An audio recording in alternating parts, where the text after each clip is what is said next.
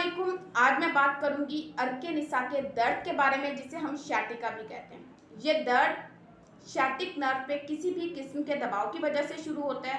ये दबाव कमर पे भी हो सकता है, ये दबाव कोहलू पे भी हो सकता है। अगर ये दबाव कमर पे हो तो पेशेंट को दर्द कमर से स्टार्ट होता है, और अगर ये दबाव कोहलू पे हो तो ये पेशेंट को दर्द कोहलू से स्टार्ट होता है और पूरी टांग तक जाता है और पाँव की उंगलियों तक भी जा सकता है। पेशेंट को ना सिर्फ दर्द होता है बल्कि उसके साथ साथ पेशेंट को टांग भारी महसूस होती है, टांग सुन्न होती हुई महसूस होती है, पेशेंट को टांग में खिंचाव महसूस होता है और इस तरह महसूस होता है जैसे कीड़ियां चल रही हैं। अगर इस नर्व के दबाव की वजूहात की बात करें तो सबसे ज़्यादा कॉमन वजह इसमें मोहरों के दरमियान डिस्क का स्लिप हो जाना। अगर हमारी कमर के नीचे वाले मोहरों के दरमियान जो डिस्क है वो स्लिप हो और नर्व पे दबाव डाले, फिर भी ये हो सकता है। अगर वहाँ बोन स्पर बन जाए और नर्व को इरिटेट करें, फिर भी ये हो सकता है।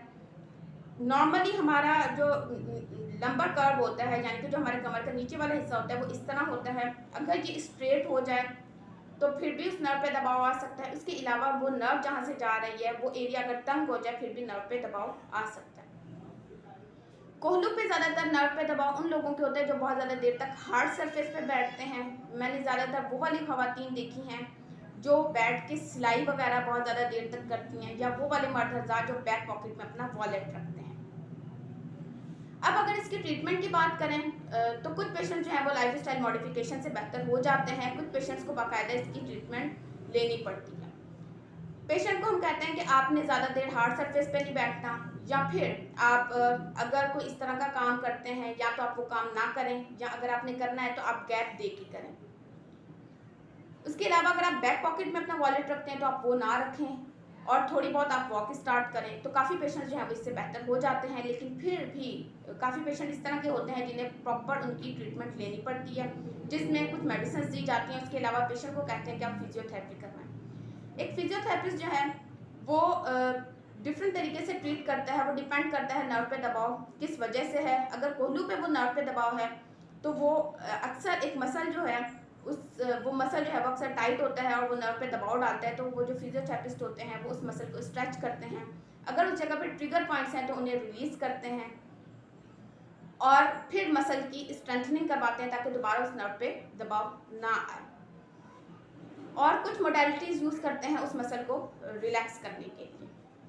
उसके अलावा अगर ये डिस्क स्लिप की वजह से नर्व पे दबाव आ रहा है तो जो फिजियोथेरेपिस्ट हैं वो मैनुअली या मैकेनिकली ट्रैक्शन के थ्रू जो मोहर के दरमियान में स्पेस है उसे रिस्टोर करते हैं ताकि ये दबाव जो है वो कम हो सके। और फिजियोथेरेपिस्ट जो है वो उस नर्व की ग्लाइडिंग भी करते हैं, जिसमें वक्ती तौर पे पेशेंट को बहुत ज़्यादा पेन होता है, जो कि आप घर पे देखने में आसान लगती है, लेकिन आप घर पे इसलिए नहीं कर सकते क्योंकि वक्ती तौर पे पेशेंट को बहुत ज़्यादा पेन होता है। थेरेपिस्ट जो है उन्हें पता होता है कि अगर ये पेशेंट को इतना पेन हो रहा है तो इसके बाद ये दर्द जो है वो कम होगा। क्योंकि कुछ एक्सरसाइजेज में पेशेंट को पेन होता है जो कि एक थेरेपिस्ट को पता होता है ये एक नॉर्मल चीज़ है। कुछ एक्सरसाइजेज में पेशेंट को पेन नहीं होना चाहिए, अगर पेन उसमें हो जाए तो ये एक खतरे की बात है। ये सारी चीज़ें एक थेरेपिस्ट को पता होती हैं। अगर आप फिर भी घर में करना चाहें तो मैं बेहतर आपको यही कहूँगी कि आप बेहतर ये है कि आप एक दफ़ा किसी थेरेपिस्ट को दिखाएं, फिर भी उनके मशवरे से आप जो भी एक्सरसाइज करनी है आप वो घर में करें।